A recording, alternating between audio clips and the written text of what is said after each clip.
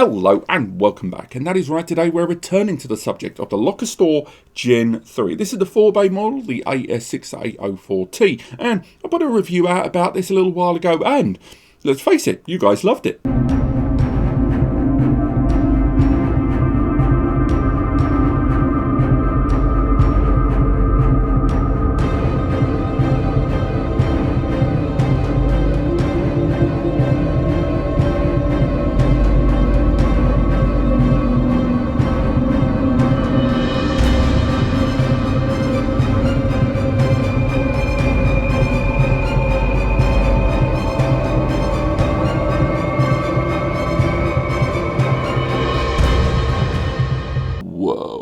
Of all of the things that were commented about this device during that review, and I'll be honest, Intel integrated graphics support was second, a very close second, it was a lot of you talking about this system and its price. $1,299, or I believe currently at the time of recording, £1,239 in the UK there. That is a steep price tag there for the Lockerstor Gen 3. Something that I think is further exacerbated by the fact that Asustor have utilised the Lockerstor name, which the previous two generations of 4-bay have been around 550 nicker. So therefore there's something of a culture shift when the Gen 3 is more than double the price of its predecessors. Now, I've said this in numerous circles prior to recording this video. I think it would have been significantly better if Asustor had spun this off into its own series, a storage or a super store, a Lockerstor Pro, Lockerstor X or something, much like other brands have done when they differentiated power user devices and prosumer SMB value and stuff like that. Reusing the Lockerstor name in here has definitely muddled the message a lot. But you didn't come to this video to learn that. You came to this video because of the flashy thumbnail, of course, but also because I want to analyse that price tag. Is this thing worth 1,299 nicker?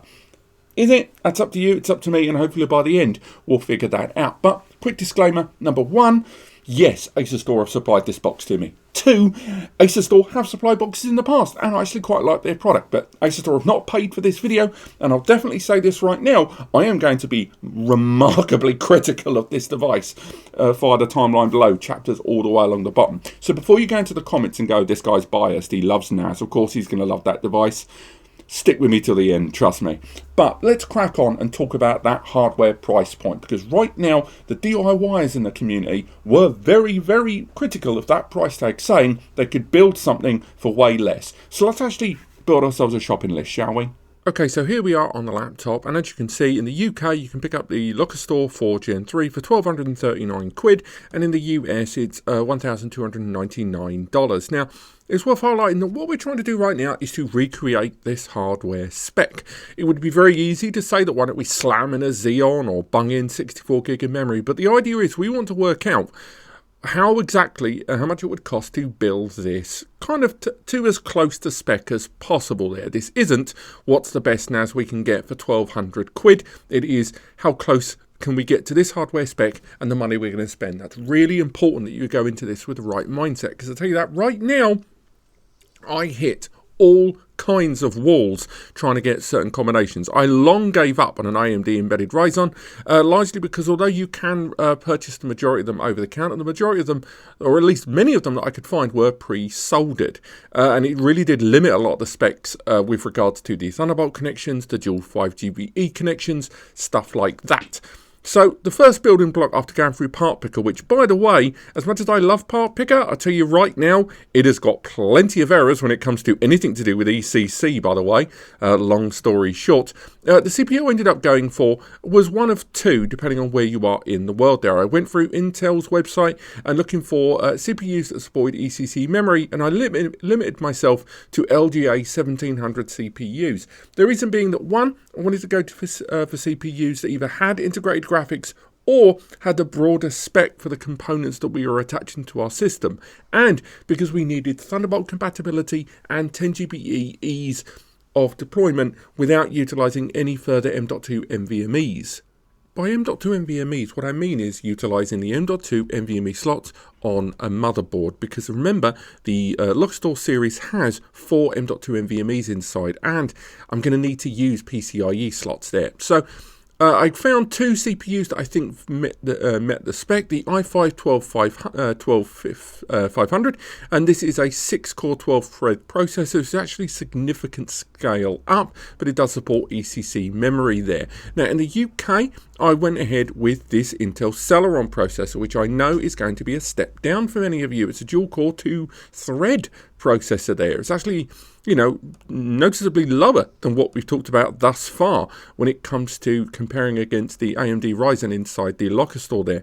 But the issue I found time and time again when going through those Intel listings was when you're looking for an ECC CPU that would fit within the build that we were going for, and I know, I could have gone for a Xeon, I know, but looking us in on the LGA, the only 4-core processors I could find were either the Xeon E2414, which is incredibly hard to get brand new on the counter, over the counter, or I would have to go down to the 4-core processor, which unfortunately that 4-core processor is just not available to buy. So going for the Intel processor there, we would end up with either a spend of $93 in the US or $180 for that i5 there in the UK. But moving forward, the motherboard I was going to place that in, I needed to find a motherboard that would not only allow for the scale up towards 10 GBE, 5 GBE ports, and of course a Thunderbolt connection as well, or USB Type 4, but also I had to make sure I had enough USB ports there as well.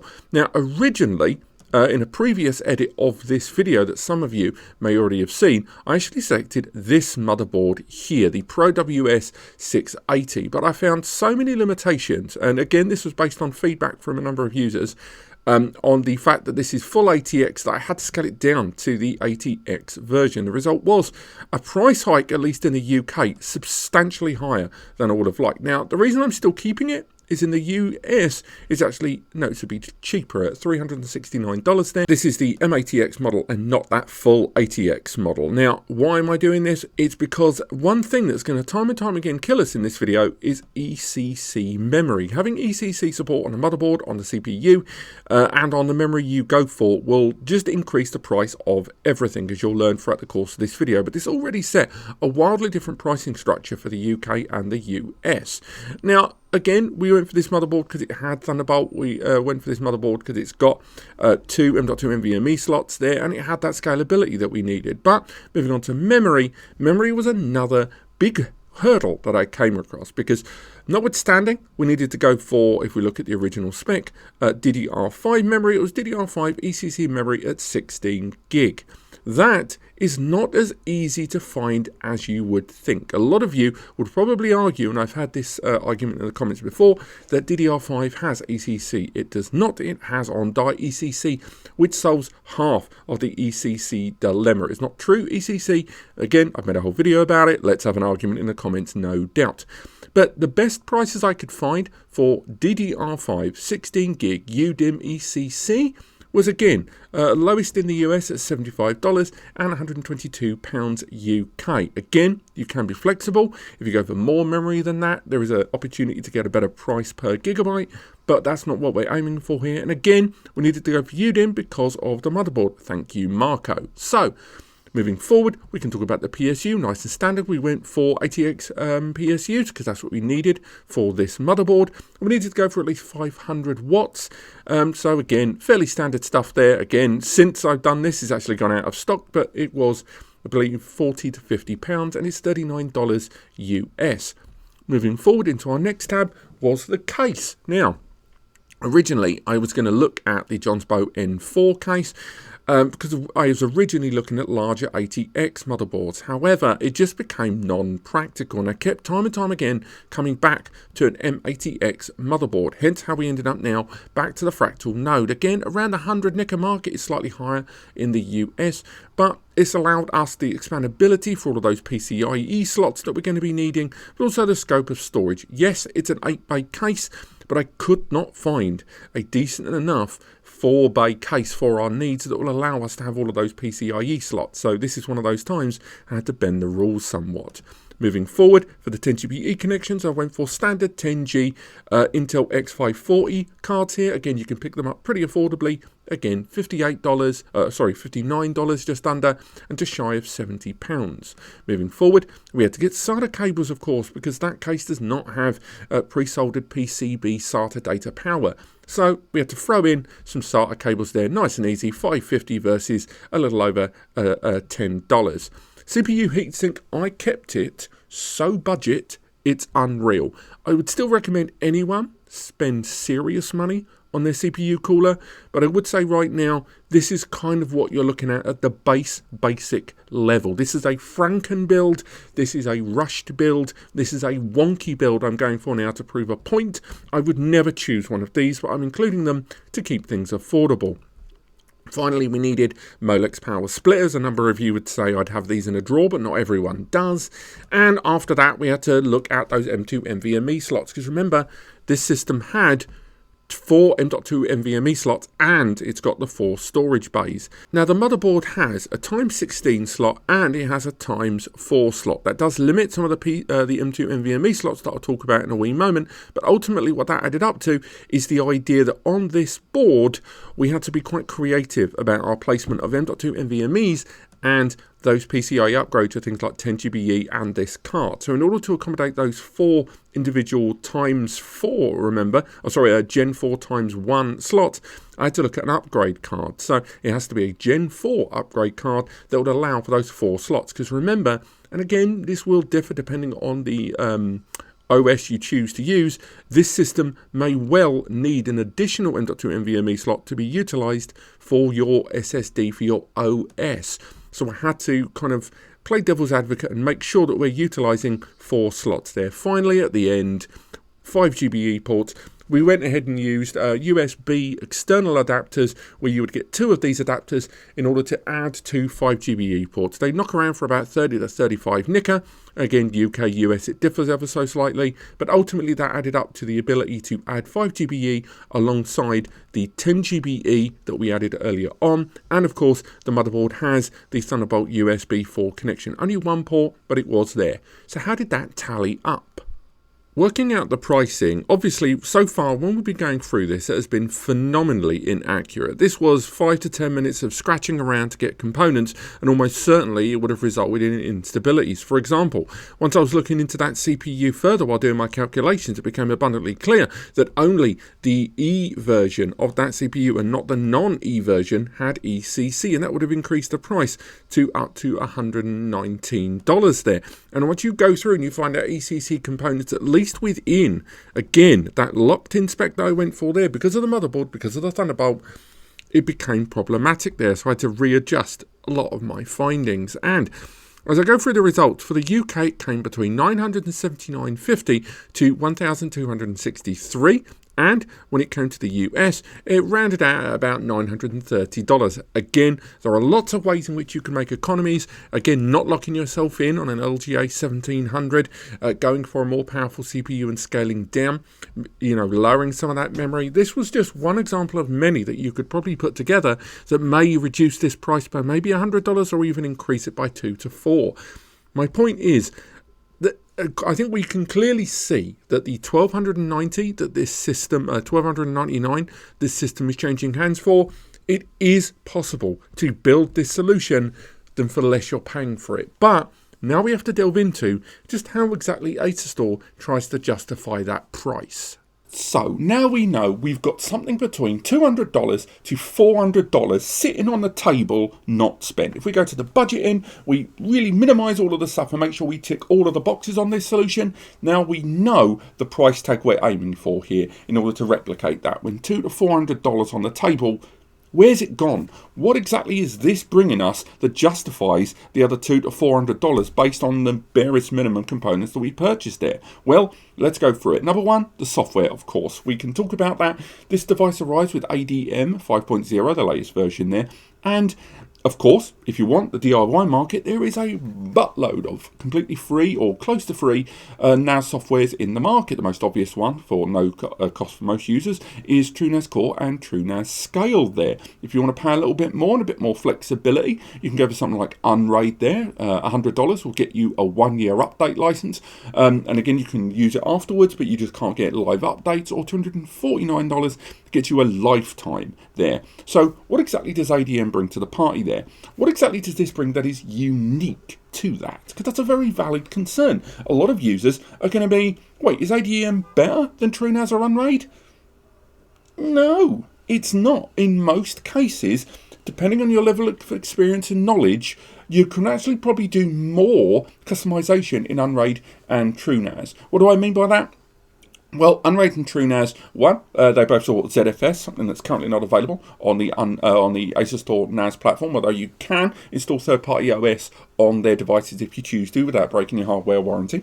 But I would say that as flexible and customizable as that software is, and low cost, of course, in some cases, has to be said that that comes with a learning curve. It comes with a lot more time on maintenance, updates, configuring your system, sorting out your driver updates, sorting out your app updates, and ultimately it is costing you time. What is your time worth? Is your time worth $200 to $400 more or less?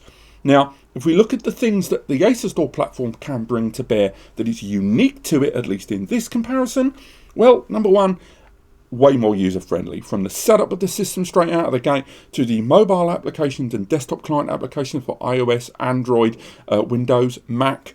There are some mobile apps available in the first-party Unraid and TrueNAS community, but realistically you're going to be using third-party apps, which does open the door to further attack vectors. No one's perfect, not Lockerstor, not TrueNAS, not Unraid or anyone, but you are opening the door to those third-party attack vectors by using more and more client applications to access the device. Keeping everything in a first-party bubble, I'm not going to say it's foolproof, but it does minimize some of those third-party attack vectors, of course.